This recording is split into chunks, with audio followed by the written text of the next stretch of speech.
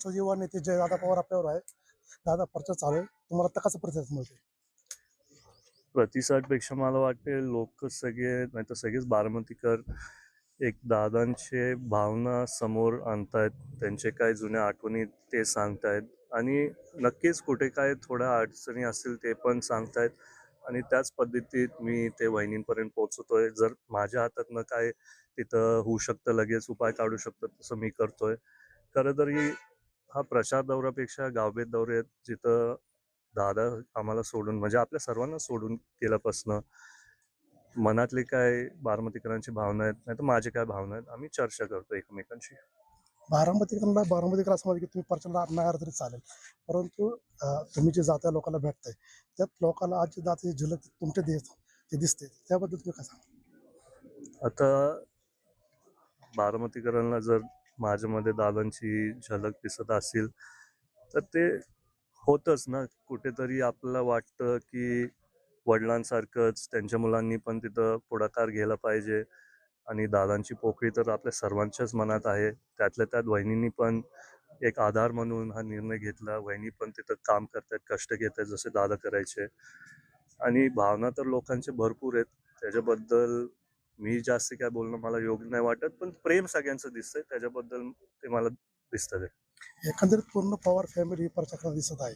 म्हणजे का एकेकाळ ते काही विरोधमध्ये होते, पण आता ही घटना झाल्यामुळे पवार फॅमिली म्हणून एखाद्या फिरत आहे.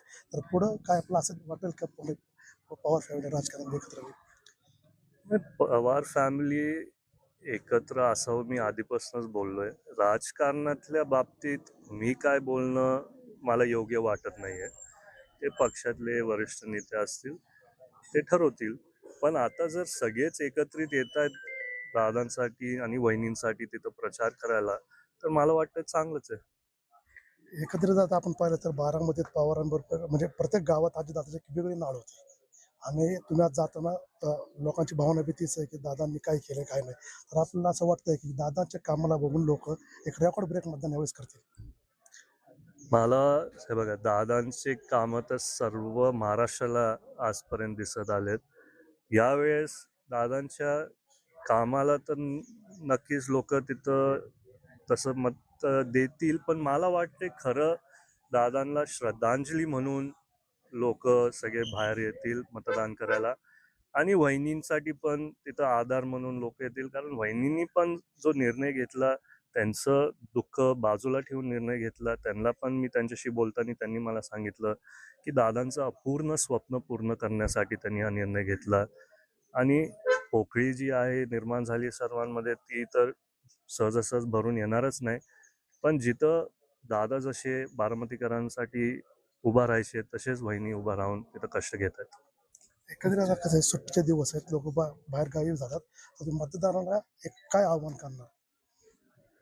मी मतदार राजनला एकच आवाहन करणार आहे की आदरणीय दादांचं प्रेम आणि योगदान बारामतीकरांवरती अनेक वर्षापासून होतं.